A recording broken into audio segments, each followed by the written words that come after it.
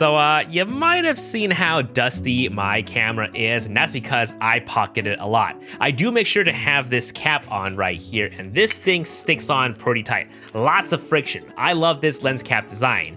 But despite it looking small, it is a dense camera. I'm not complaining it's heavy, but you will feel the weight, especially with its limited grip. After a while, my hand does feel kinda sore.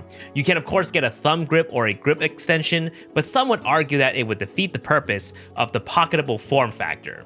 You don't have to listen to them. At the end of the day, it's your camera. You can dress it up however you like. If you want to add an extension, then add an extension. Some people hate it on my Straw Hat Hot Shoe cover. They just don't know who the Pirate King is going to be.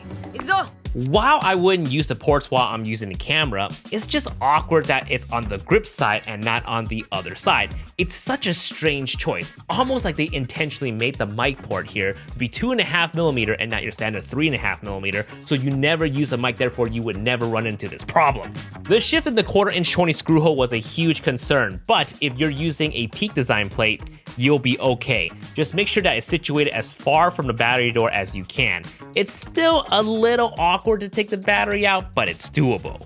I love how bright you can make the LCD screen, which is nice in broad daylight, though the viewfinder is still the best in that situation.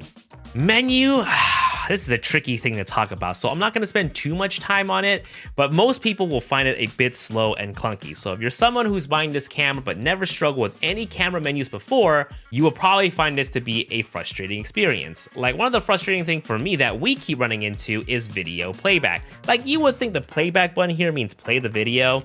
No, it exits you out of the playback menu. In order for you to play the video, you have to press this nub down, not in, but down. That is incredibly weird. So if someone knows how to reprogram these buttons, please let me know.